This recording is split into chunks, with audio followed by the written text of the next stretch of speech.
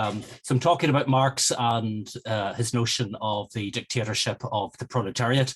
A lot of you will be familiar with the famous letter he wrote in 1852 to J. Vida Meyer in New York, where he modestly says that a lot of the notions ascribed to him, such as the importance of classes, actually had been pointed out already by bourgeois historians, but he does claim certain discoveries, one of which is to prove the existence of classes is bound up only with particular phases in the development of production.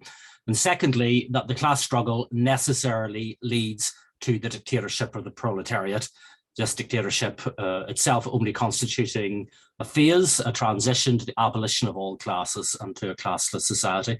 So Marx clearly considered dictatorship of the proletariat to be important, but he wrote irritatingly little about it. In fact, the phrase doesn't come up a great deal. A lot of you, however, will know the writings of Hal Draper, and I'm sure a lot of you will have read his Karl Marx's theory of revolution. There's a lot of volumes to it, but it's incredibly readable and it's very witty, a lot of it, so it's a very enjoyable read. And one section of this work really got expanded into an entire volume, which is this guy here, Karl Marx's theory of revolution, the dictatorship of the proletariat. And what Draper did was to count up, I think it was 12 loci, as he calls it, 12 places where the dictatorship of the proletariat, that phrase is used or something very like it. And he analyzes all of them and turns into a fairly weighty volume. Like a lot of Marxists, dictatorship of the proletariat is something he clearly finds problematic and it bothered him. And in fact, he goes on to write another book, which is Dictatorship of the Proletariat from Marx to Lenin, which is a discussion of how the phrase was taken on after Marx, and in Draper's view, how it was abused. There's been other works, but those are significant, very worth reading. We might also add on to this, I think we can reasonably add on to this, a long couple of articles, which takes a very similar approach, actually, by Lars T. Lee, which is published in the journal Historical Materialism, about revolution en permanence, about permanent revolution, how that phrase is used in Marx and to a lesser extent in Engels. The notion, which I'll elaborate on a bit, about how this might tie into this rather vague notion in some respects of the dictatorship of the proletariat, because it's the idea of the revolution and permanence is when the proletariat allies itself and radicalizes a petty bourgeois revolutionary government, this emerging into a full-scale dictatorship of the proletariat.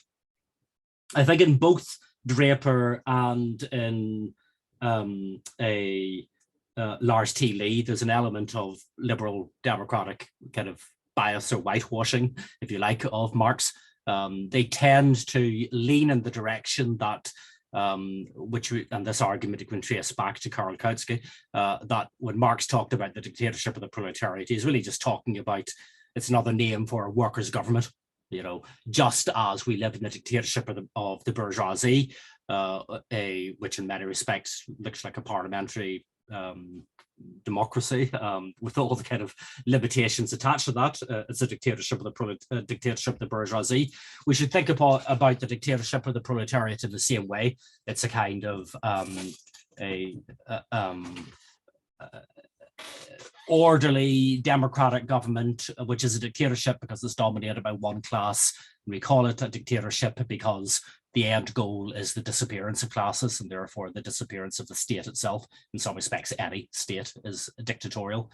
This is kind of the argument of Kautsky originally, Draper and Lars T. Lee, that really dictatorship is a kind of term which is almost stumbled upon accidentally by Marx, and it gives quite the wrong impression.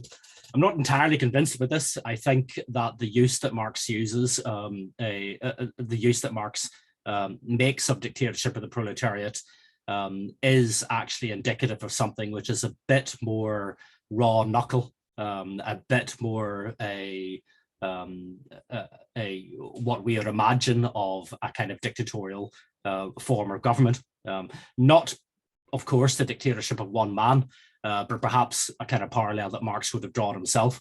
The dictatorship, let's say, of the Lincoln government during the American Civil War, which was pretty ruthless with existing laws, which is pretty ruthless with the application of force and pressure, and could reasonably be called dictatorial in the sense of a government where normal laws have been at the least suspended.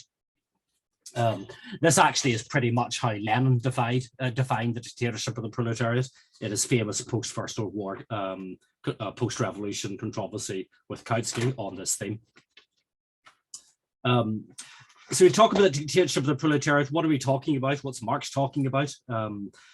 Well, clearly it comes before what you might call the entire socialization of the economy, the disappearance of the class state, and indeed the transformation of consciousness, which is affected by such a transformation in the mode of production. It comes before that. Schematically, we might place it in a kind of sequence that Marx talks about in various ways at various places. First, Marx talks about the class formation of the proletariat and scattered resistance to a greater or less extent, ineffective resistance to capitalist exploitation. A period when we might talk about the proletariat as a class in itself, but not yet for itself. A stage following this, broadly speaking, Marx describes as one of trade union organization, where the proletariat develops the ability to more systematically defend its sectional interests against capitalist exploitation. From trade union organization comes a drive towards political organization and the presenting of political demands, particularly legislative demands. Marx particularly highlights in Capital the limited working day, which he describes as the first victory of proletarian political economy as against bourgeois political economy. So the trade union movement, trade union organization leads actually before it leads to a political party. It leads to political demands which can only be embodied in legislation, which posits a certain form of proletarian political economy that is limiting the working day. So the defense of proletarian, indeed human interests against the demands of laissez-faire political economy. Arising from this, this is now a class in itself, and a class in itself which is capable and is raising political demands. Next, we might talk about, and Marx talks about it in different ways through his life, a tendency or a spirit or an international or party building that is the development of a proletarian political, more or less permanent political formation, which begins to think not simply in terms of legislative defense of class interests, but the transcendence of capitalism as a system. We might next put as a stage after this revolution in permanence. So I'm just seeing some things coming up in chat. People, just people saying hello. We might say after the next stage is revolution and permanence. This is basically a situation where revolution has erupted, but revolution has erupted as revolutions normally erupt, as a class alliance, as a fairly broad-based class movement. And in this situation, the proletariat is one class of a number of social forces mobilized in a revolutionary situation, and the proletariat is trying to find its footing in this revolutionary situation, and presents itself as the radical left wing. The proletarian tendency presents itself as the radical left wing of a broader revolutionary alliance. It acts as the oppositional ferment, and it drives the revolution along. Therefore, revolution and permanence. At least that's how it's often argued. I think revolution and permanence has got other connotations to it. But you might say the revolution and permanence eventuates in the dictatorship of the proletariat. That is, the proletariat, rather than being the radicalizing left-wing opposition within a broader revolutionary alliance, the proletariat becomes the revolutionary class, either through it achieving hegemony over subordinate revolutionary fractions, or more likely other class forces desert the side of revolution for fear of the proletariat and join the side of counter-revolution. The dictatorship of the proletariat, which is more or less the dominant class position of the proletariat, that allows for the construction of a socialist society, something which is prolonged to a greater or lesser extent. It begins by the socialization of the means of production in various ways: municipal ownership, cooperative ownership, state ownership of the means of production, and the reinforcement of the proletarian position within society. This we might, in terms of critique of the Gotha program, talk about in terms of the lower stage of communism. As a socialized economy and society is regularized, you get the dissolution of classes, including the dissolution of the proletariat as a specific class, and the dissolution of the coercive state. There we get to communism. So you can see dictatorship of the proletariat is plunked in there as part of one of a succession of stages presented in the schematic fashion, and one which is perhaps quite related quite closely as a stage to revolution and permanence, in the sense that Marx used it. So what are we talking about with the dictatorship of the proletariat? Or indeed, what are you talking about if we think about the dictatorship of the proletariat as being one half of this process of revolution and permanence? What we seem to be talking about with Marx is how the proletariat, the wage earning class, subordinates the state and other classes, including the bourgeoisie, so long as the state and these other classes remain in existence.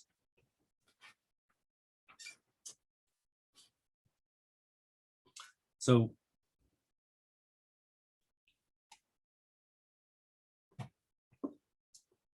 and we, therefore it's helpful to think a little bit about how Marx conceived of the state. And I know that a number of people, Mike McNair included, think that Marx never really got a complete grasp of state theory, and I think that's probably right. But he does have fairly clear notions. One model of the state for Marx is the absolutist model, broadly speaking, of the 18th century. But you can also see it in Oriental despotism, which is a dispersed class structure, which no class being particularly capable of collective action in its own right, and therefore the state having a great deal of autonomy, of independence of action. Marx's model of the modern bourgeois constitutional state therefore looked rather different. It's one in which the urban bourgeois class, and indeed the urban proletariat, is capable of collective action, and is capable of applying pressure and moulding the state. And with the bourgeois constitutional state, to a considerable extent, the state becomes an instrument of bourgeois class interests.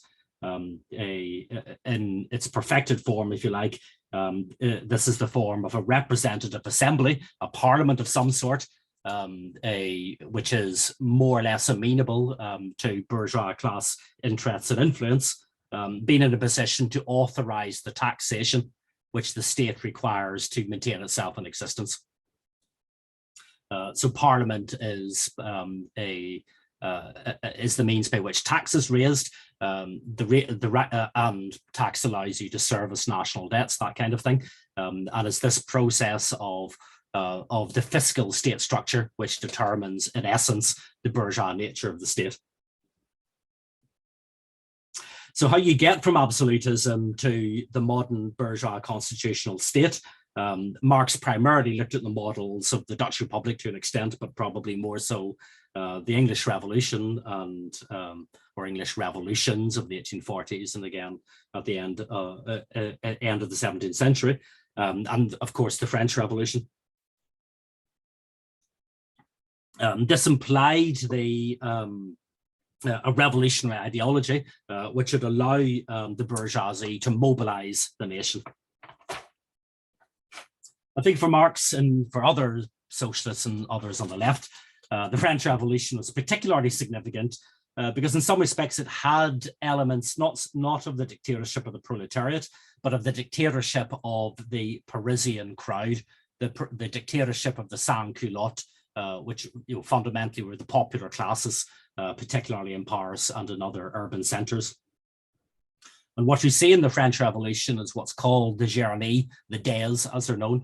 And this is a succession of insurrections, of armed demonstrations turning into storming of palaces or storming of the National Assembly or whatever, in which the Parisian crowd in particular imposes its will, at least temporarily, upon the government, whether it be upon the revolutionary governments which come out of 1789. These revolutionary governments are driven further to the left, further towards radicalism by the dictatorship of the Parisian crowd through the armed procession, through the insurrection, through the Journée. And this is what you might say is the Parisian crowd dictating to the government about what they should be doing, preventing them backsliding towards counter-revolution, enforcing sterner measures against counter-revolution or foreign invasion. An important part of this is how the sans-culottes, how the popular classes organize themselves in Paris. And they do this primarily through the institutions of local city government, the Paris Commune, as it is then known. And the Paris Commune sits in permanence. And this is where the phrase revolution and permanence comes from. It comes from the idea that the government of France, controlled by the popular classes, is sitting in permanence. That means that they are at all times overseeing the administration of the city in an executive fashion, and indeed overseeing the national government located in Paris. So impermanence is something that actually dates back. It's a well-known phrase. It dates back to the French Revolution, and people would have recognized it in the 19th century as meaning the permanent mobilization of the popular classes in Paris during the revolution.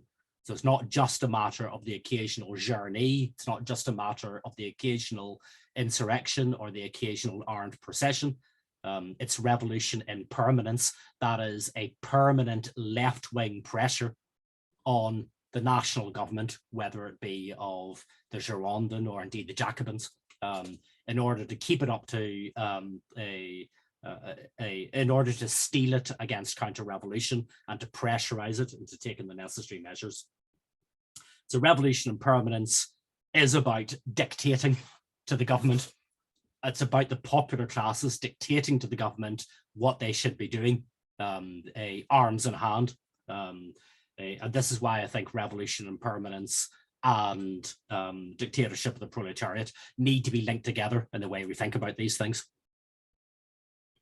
The idea was frankly, to intimidate the mostly bourgeois representatives who sat in the French elected assemblies. And part of what this does is to radicalize the revolution until it eventuates in the Jacobin terrorist regime. The Jacobin terrorist regime terrorizes counter-revolution, terrorizes those who are not willing to fight the counter-revolutionary foreign invasion, and then it ultimately terrorizes the revolution in permanence. That is, it turns against the Paris Commune, it turns against the popular classes in Paris, and it turns against the Paris, the sans-culottes. And so the Jacobin terrorist regime is not just the peak of the revolution, it's also the turning point. It's also from when the revolution declines. It is radicalism, because the popular classes, the dictatorship of the sans-culottes, is essentially defeated by Jacobin terror. So here there's something of a model of the popular classes literally dictating to the political class. I think this is a useful way to think about the dictatorship of the proletariat. Now, this high-level mobilization during a revolutionary crisis is one thing. You can keep it up for quite a while, as they do in the French Revolution, but it's hard to see it being kept up indefinitely.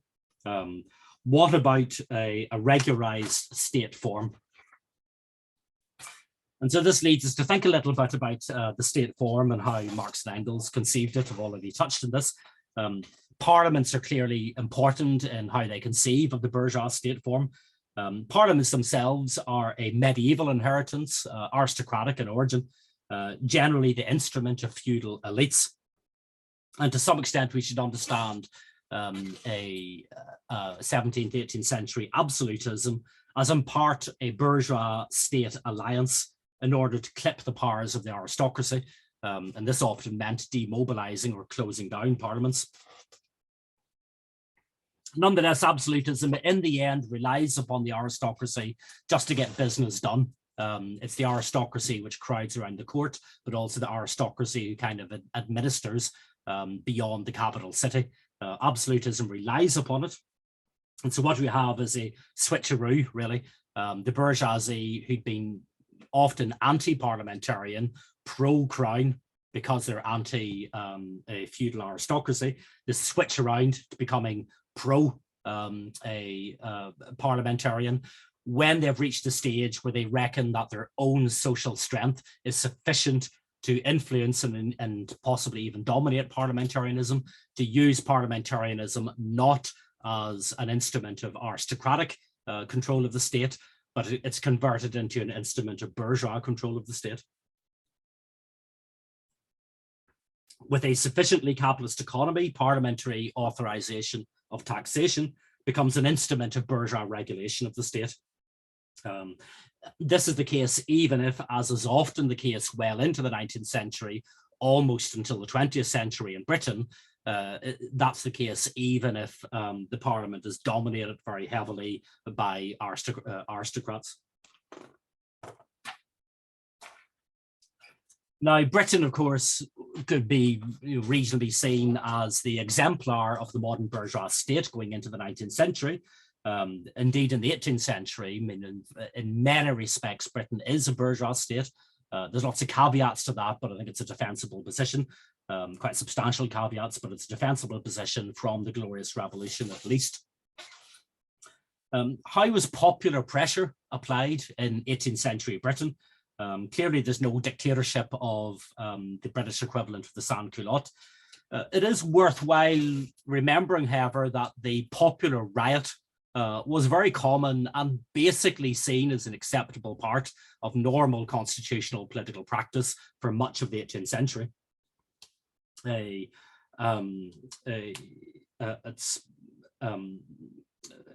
you like, democracy, the democratic element of the 18th century British Constitution was the riot.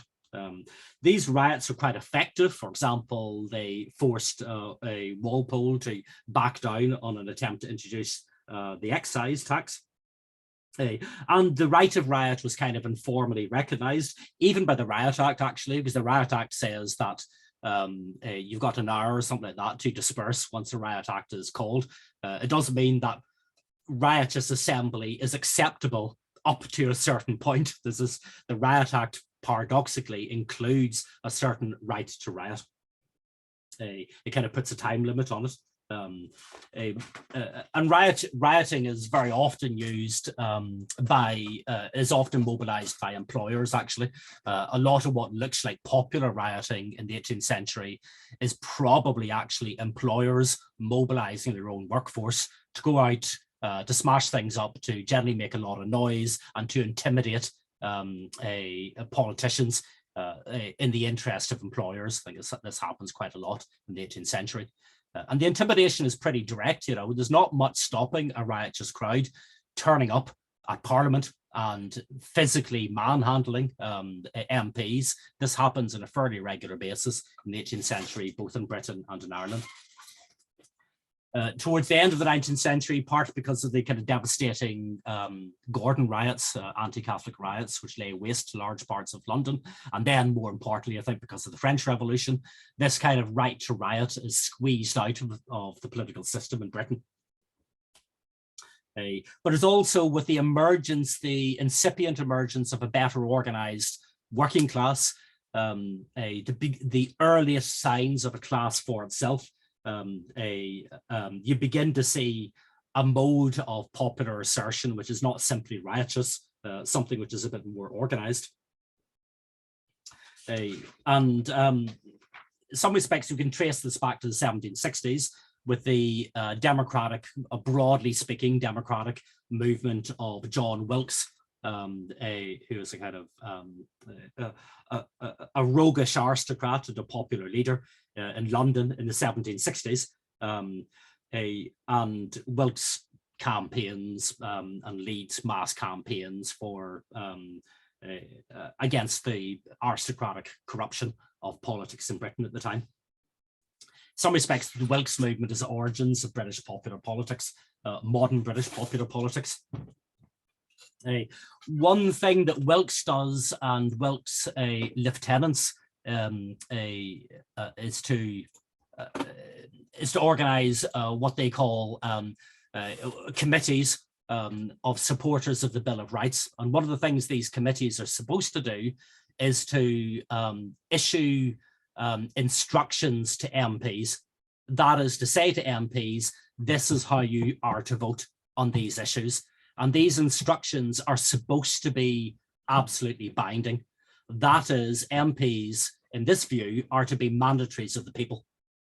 One opponent to this kind of politics says at the time, points to a party of malcontents, assuming to themselves, though very falsely, the title of the people, and said that they were creating themselves into a new order in the state.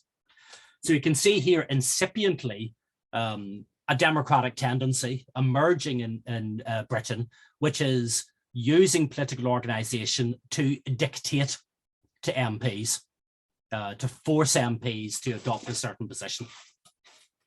There's a very, very famous response to this from Edmund Burke, who had been a radical Whig, becomes a counter-revolutionary Tory. And Whig makes a famous speech to the electors of Bristol, or an address to the electors of Bristol, where he attacks this notion of authoritative instructions, that is, mandates issued by organized voters to MPs. And he says this is entirely against the Constitution of Britain. It's unknown to the laws of the land. It fundamentally misrepresents the role of MPs. What MPs are supposed to do is to attend to their own, is to make up their own mind in debate and not take instruction from the people they represent. This has become, Burke's commentary has become absolutely commonplace amongst the political classes in Britain now, because of course it's a way of protecting the political classes from any direct pressure from the electorate, and in particular, the organized electorate.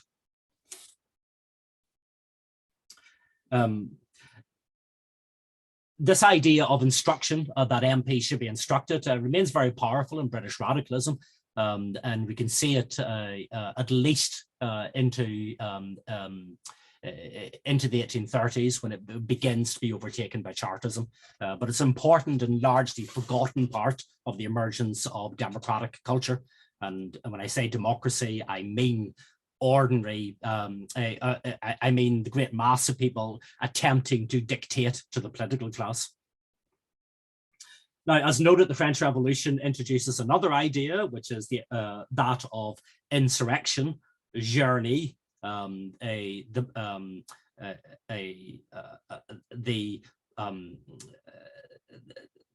Commune of Paris sitting in permanence, as again another way to dictate to the government. Now,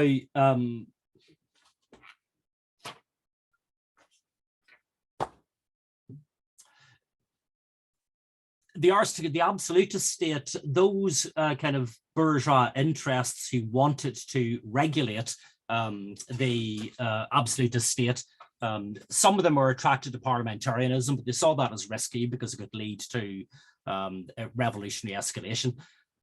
Others were interested, and this is particularly the case of the physiocrats, the kind of early bourgeois interest economists in France.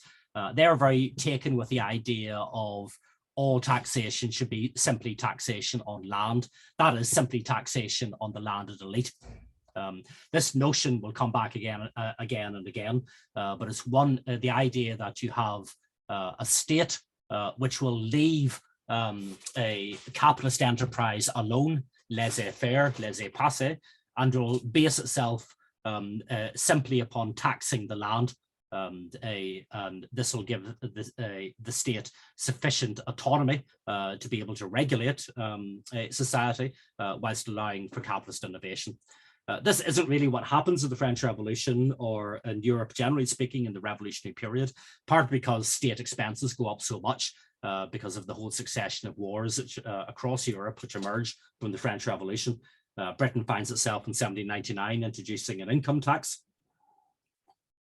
Napoleonic armies find themselves marauding across Europe and basically sustaining the state partly by stealing stuff from other countries through invasion.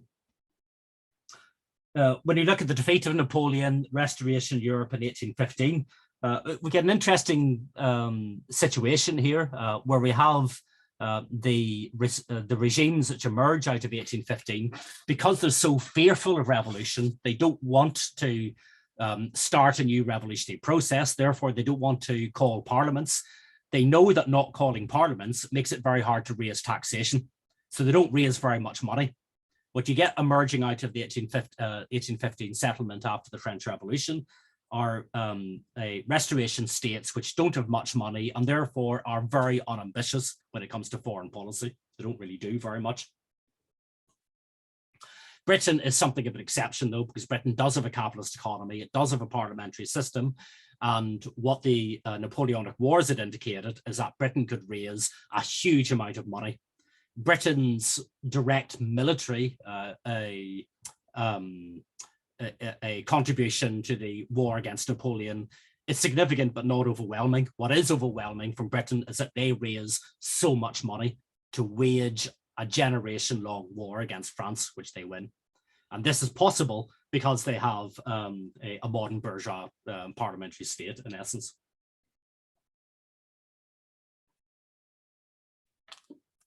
Now, the restoration settlement in Europe, where you've got reactionary states which are avoiding having parliaments, which don't have very much money, which suppress revolution. They're only able to do this by ganging up together in a counter-revolutionary alliance called the Holy Alliance. This begins to break down. 1830 revolutions is the bourgeoisie beginning to assert the significance for their own class interests of having parliaments which are responsive to capitalist interests. So you have revolutions in 1830 in Belgium and in France. You have the 1832 Reform Act in Britain, which really goes very far to systemize the British state as a bourgeois representative state, parliamentary representative state.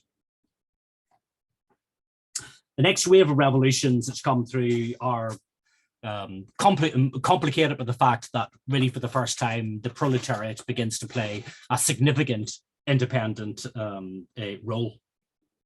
That you begin to get, again, popular dictation or attempts by the popular classes to dictate to the revolutionary governments, which briefly emerged in 1848. But for the first time, this dictation has got a very strong proletarian element to it, most notably in France. And of course, it's at this time we have Marx and Engels directly commenting, directly giving advice, notably through the Communist Manifesto and the writings thereafter. Now, Marx and Engels had already said that the modern state is gradually that the modern state gradually is bought by property owners through taxes, and then it entirely falls into the hands of the property owners through the national debt. The modern state has become completely dependent on the commercial credit they, the bourgeoisie, extend to it. And just in brief terms, that's from the Holy Family. That's basically how they see the modern state operating. What do they think the proletariat should be doing? Well, the first fundamental condition, Engels writes, is the political liberation of the proletariat is through a democratic constitution.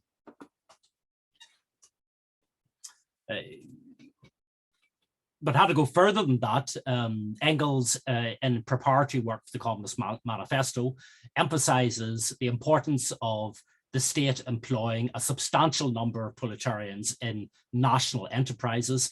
The aim here being to put an end to competition among workers themselves by setting up a minimal standard, in effect, of wages and conditions. However, the construction of a socialized planned economy by common management would take a long time. As Engels put it, it would have to await quite different people. That is, it would have to await, it'd be perhaps one or two or more generations before you could really talk about the construction of a socialist economy and society.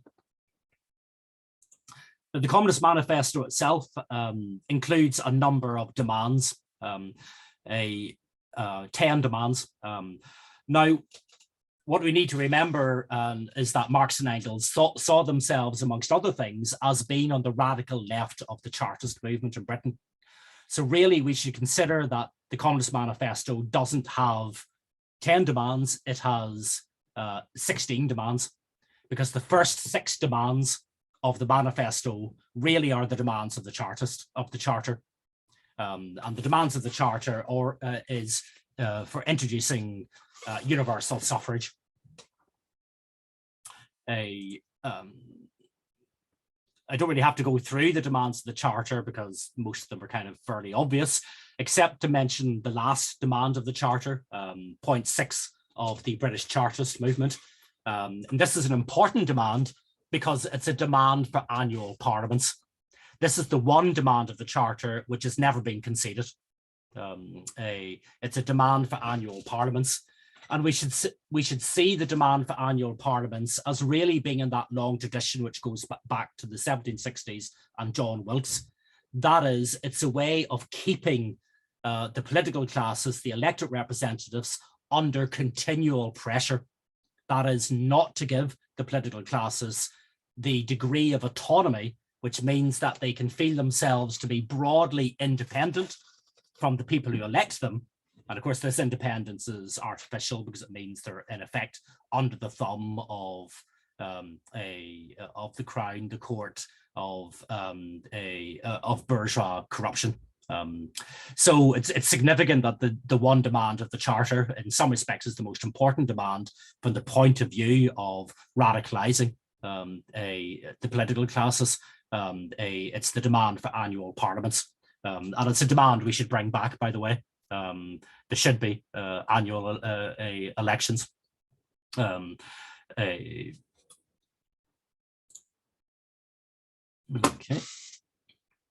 So if we look at the Communist Manifesto, Manifesto takes the first demands of the Charter as read, and then they add another 10. And I'm not going to go through them all in detail, but I'll mention a couple of things. The first 2 measures of the working class state listed in the Communist Manifesto would be abolition of property and land and application of all rents of land to public purposes, and then followed on by heavy progressive or graduated income tax. I think these 2 should probably be distinguished. Nationalization of land, which would mean that rent would no longer go to landlords, it would go to the state. That's a way of giving the state independence from the bourgeoisie. It's possible to do this, Marx and Engels reckoned, by the middle of the 19th century, because the aristocracy as a class were already more or less defeated or on the way to defeat. So having a tax on land would not give powers of dictation by the aristocracy over the state. Rather, it'd be almost like an easy way for the state to sustain itself without having to rely upon the bourgeoisie. Now, this seems to be contradicted by the next demand, which is one for heavy progressive or graduated income tax. because if the state is relying upon income tax, which is a tax on the bourgeoisie, certainly at that time, that's what it was. Ordinary people didn't pay income tax, only the bourgeoisie would have done so. One could then argue that, well, if the state is reliant upon income tax, then the state will be subordinate to the class which pays that tax. The state will be subordinate to the bourgeoisie.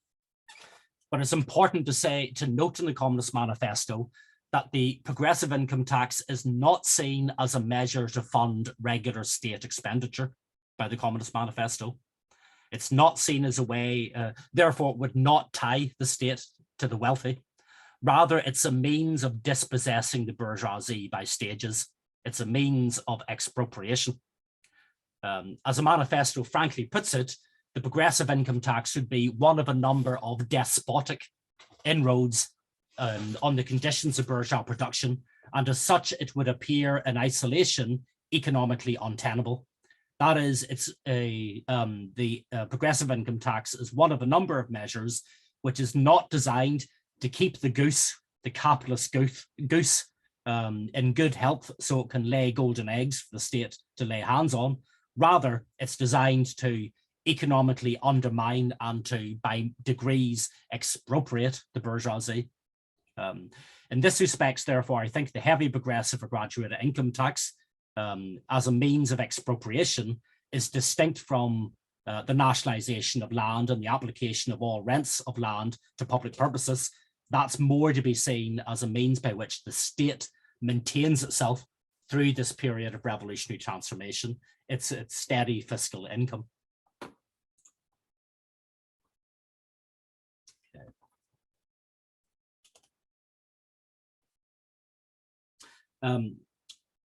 The other position of the Communist League was that, so basically the Communist League is arguing, Marx and Engels argue that an entirely disempowered aristocracy should be scalped to maintain the state through land nationalization.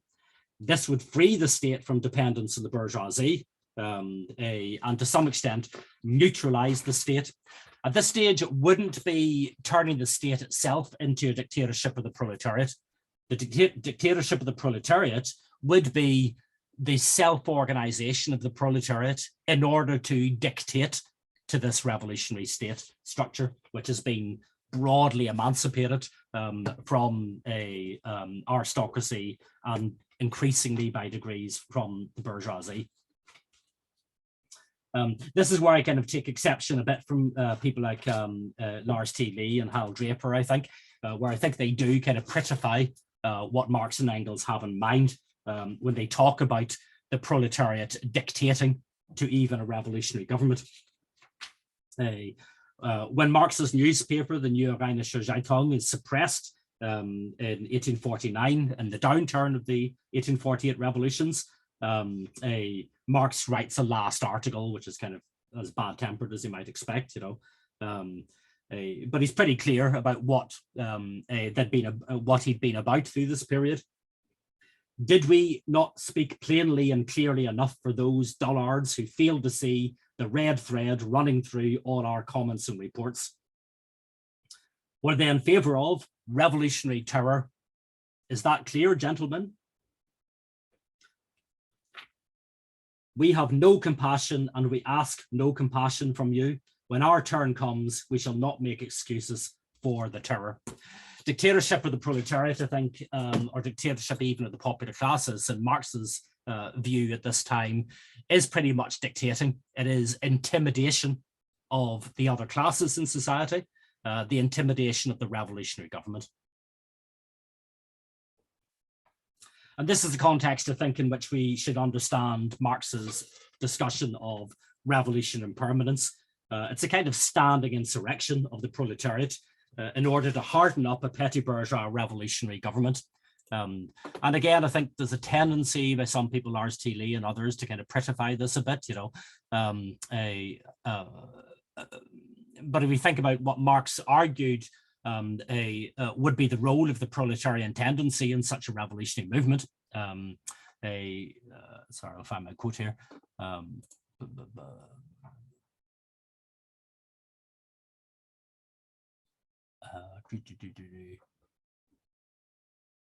So I've lost it, but basically it's about blowing up statues, defacing property, generally being a nuisance to the other classes in society in order to intimidate them. You know, so I'm not saying that Marx is particularly bloodthirsty. I don't think he is particularly bloodthirsty, but nor do I think is he simply talking about the dictatorship of the proletariat as a regular form of government. In the a revolution and permanence stage, the role of the proletariat is to intimidate the other factions of the class alliance and indeed of the revolutionary government, the class alliance, the revolutionary class alliance and the revolutionary government. When the proletariat's in a position to directly take over that revolutionary government, this same kind of measures, hard-nosed, quite brutal measures would be continued, I think, is the expectation of Marx and of Engels. Now, with the defeat of the 1848 revolutions, the rise of Napoleon III does recreate or does generate in Marx's mind new concerns about the possibility of a state becoming too autonomous and too dictatorial. I think Marx talks about the problems more than he talks about the solutions, but he does lay a lot of emphasis upon the mortgages of the peasantry in France. That is, you can't really nationalize the land in France anymore because the land is in the hands of the peasantry. What you can do is nationalize the mortgages. And I think really what Marx looks to is a state which is primarily fiscally reliant upon the peasantry. The advantage of doing that is that the peasantry is not in a position to dictate to the state. So you can rely upon rental income, mortgage income coming from the peasantry without having the peasantry dictate to you what you're doing. And the hope is to have the state having sufficient autonomy that it would allow the proletariat to organize itself more or less with minimal let or hinder. How this might work itself out, I think, comes a bit more clearer at the end of the Napoleonic regime in France, when Marx writes at the time of the Paris Commune, the civil war in France. And here he advocates very strongly a self-government that is basically areas such as Paris, where the proletariat are dominant, should be self-governing. And Marx, who up until this point had been really quite hostile to the notion of federalism, actually alludes back to 18th century traditions of federalism and says that in a new context, this now becomes appropriate. So when Marx talks about the Paris Commune, I think Engels uses the phrase, the Paris Commune is the dictatorship of the proletariat in action. What he means is not so much a national French government of the proletariat, but rather something like the Paris Commune of the 1790s. That is local government, which is sufficiently self-possessed that it can't be overridden by the national government, and it can apply a influence on the national government. It can dictate to a certain degree to the national government. And Marx clearly thought that had the Paris Commune survived, it wouldn't have led in short order to a national socialist government. What he thought it would lead to would be a kind of a balance between proletarian cities organized in their own communes, with the national government resting to a large degree upon the peasantry. And that would be the best circumstances for the bourgeoisie and the proletariat, if you like, to battle it out.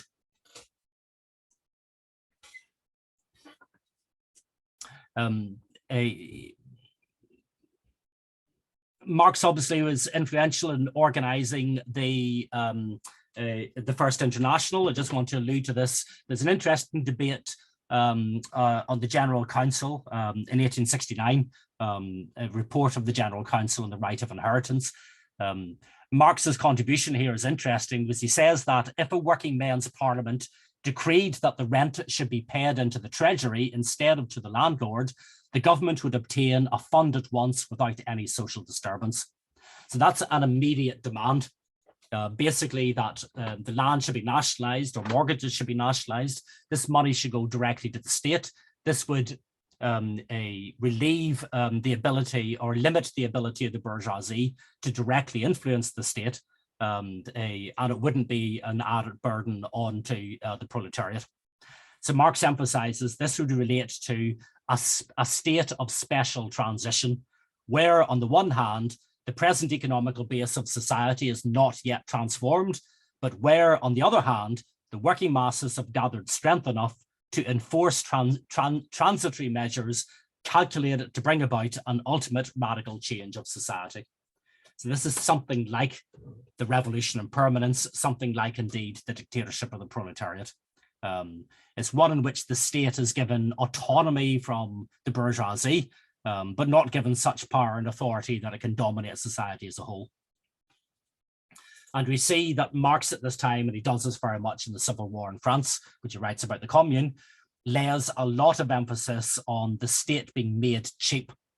What he wants is maximal self-governance, particularly by the proletarian cities, proletarian local governments, and this would be a means to limit the reach of the national state, to prevent the state from becoming too dominant.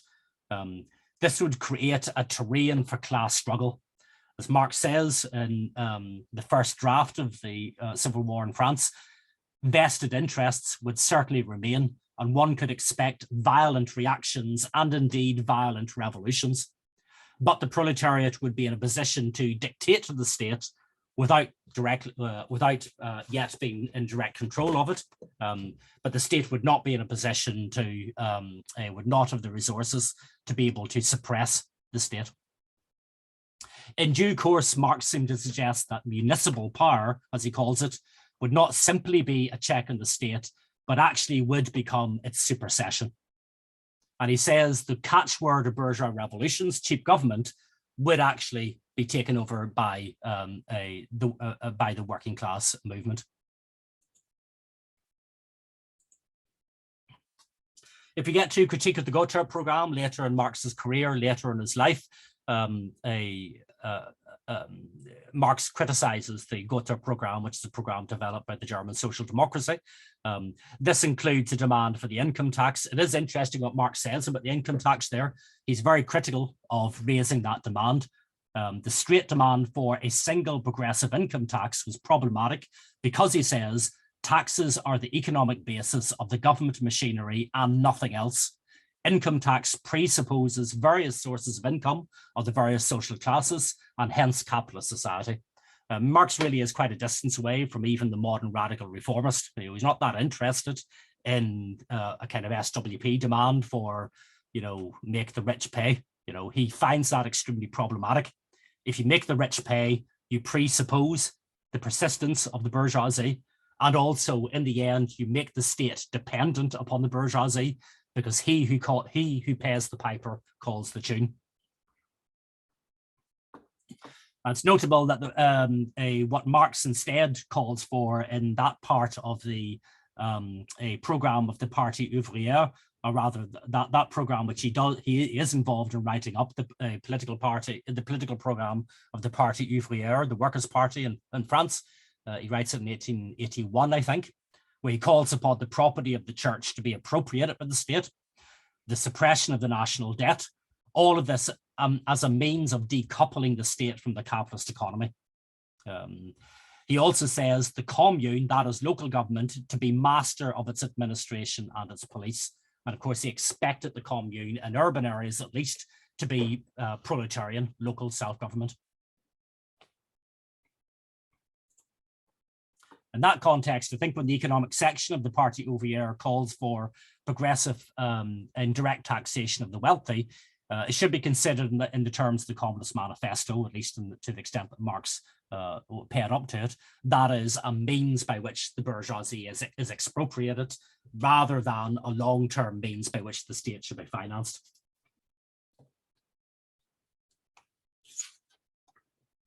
Now, towards the end of Marx's life and after Marx's life, of course, we do see the development of mass social democratic parties based upon a national basis. This, in a way, we can see as a development of the old program of John Wilkes and the radicals going back to the 1760s, where really the modern Socialist Party, as it emerges in the late 19th century, is designed as much as anything to keep a direct control over worker representatives who are elected to parliament. That is, the parliamentary fraction is always subordinate to the party. They don't have autonomy. They don't get to make their own minds up. They certainly don't get to dictate who the leader of the party should be. Rather, they are dictated to. So we should see the proletarian party as it emerges in the late 19th century as a means of dictating to at least a section of the political class, that section which claims to represent proletarian class interests. In some respects, I think actually these parties are influenced by the Parliament Nationalist Party in Ireland, which is an interesting political party. It's one which is entirely reliant, at least its radical end, is entirely reliant on a rank and file, on the money raised by the rank and file organisation back in Ireland and sympathises in America, and it's one in which the MPs of that parliament of that political fraction are complete oppositionists. That is, they don't accept the legitimacy of the state at all. That's why they're calling for home rule in Ireland. And moreover, they don't have autonomy. They don't get to make their own minds up. They are to follow the instructions of the MPs, are to follow the instructions of the party. If they don't, they're chucked out. So this is a million miles away from another Irishman, Edmund Burke. So I'll wind it up now just to say a few comments about how dictatorship of the proletariat and notions of how the state of transition should be somehow kept off the backs of the proletariat, and how this is discussed in the last few years. Second International wasn't very keen on the term dictatorship of the proletariat. Kautsky does mention it, but he's clearly embarrassed by it, and he does tend to collapse it into a kind of regular form of electoral representation, which I think it's and de-radicalizes the concept, I think. The only political party which has dictatorship of the proletariat in its program is actually the Russian Social Democratic and Labour Party. Before they split between Bolshevik and Menshevik, both sides agreed they should have that slogan in their program. Dictatorship of the proletariat, as I alluded to at the outset, becomes a major issue of contestation between Kautsky and Lenin in that famous pamphlet exchange after the revolution.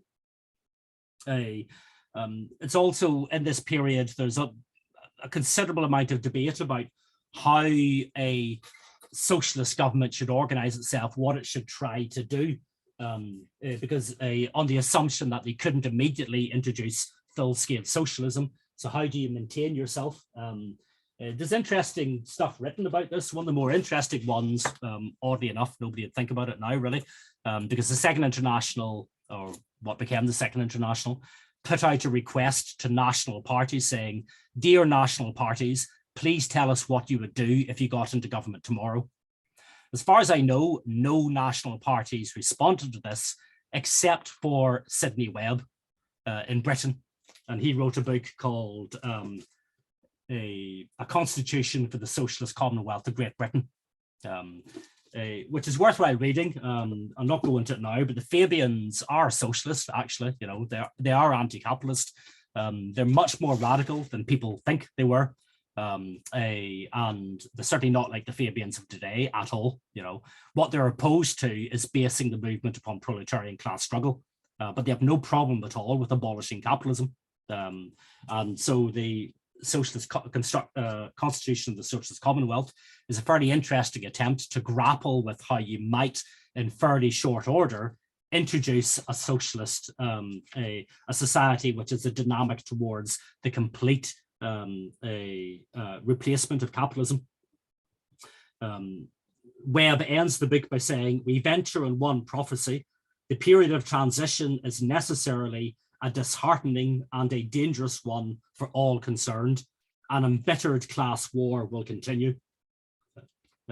He does actually say it in some respects, as Marx and others had seen, the dictatorship of the proletariat has been one of tumultuous continuing class struggle. the Fabians thought, as Webb put it, you could avoid the problems through a reign of measurement and publicity, which is an interesting notion, but reflects the kind of managerial perspective of the Fabians. But really what a lot of socialists are trying to grapple with is a problem of what do you do when you have a mixed economy, because you can't socialize the entire economy overnight. And how do you prevent in this situation the state becoming reliant upon the wealthy, the bourgeoisie? Because if you have a mixed economy, then you still got a bourgeoisie. If you still got a bourgeoisie, they're going to have considerable control over the taxation which is paid. If they have considerable control of taxation which is paid, they have considerable control over the state. And this is a problem which socialists have had ever since, really. A problem which is made worse by the fact that when nationalization does happen, it's nationalization of those industries which are in crisis, which don't make you much money through owning them, whilst the industries or the parts of the economy which are profitable, which make a lot of money, remain in the hands of private enterprise, remain in the hands of the capitalists. So how do you get at that? How do you get at those resources? You get at those resources through taxation. The problem, as I've said, with progressive income taxation and variations is that you end up becoming reliant upon and dependent upon the health of that capitalist sector of the economy. And in the end, your government becomes a government which is addressing the needs, not of the masses, but of the bourgeois classes, because you're so reliant upon the ongoing health of that golden goose, which is the capitalist economy, which is laying the tax eggs, the golden tax eggs that you need. Last point on how this was, at least to an extent, this problem was recognized, is a guy called, he's forgotten about now, but he's considered to be one of the founders of what's known as fiscal sociology. And there's a guy called Rudolf Goldscheid. He's an Austrian Jewish guy who's on the left wing of Austrian social democracy. He argued that, well, a problem we have here is that Marx completely neglected the state. That's a bit hard on Marx, but it's not entirely wrong. I don't think Marx ever really systematically got his head around about how the state, so long as it exists, is to be both subordinated to the interests of the proletariat and, on the other hand, doesn't become a dominant Leviathan state which suffocates society. But anyway, Goldscheid said Marx completely neglected the state. He predicted that the decisive revolutionary battle must be fought in the field of the theory and practice of public finance, which is putting it a bit strongly, but it's interesting. What he argued is that the state must have its own resources. Only a rich state can be a just state, and therefore socialists must get interested in public economy. What he basically wanted to see happen was the state take over public enterprises, which could effectively allow the state to run itself from the profits of those public enterprises. Therefore, to no longer be reliant upon the taxation of either the masses or the bourgeois classes. This argument has been updated. There's recent arguments saying that, well, what one could do is have the state have, if you like, non-voting shares in private enterprises.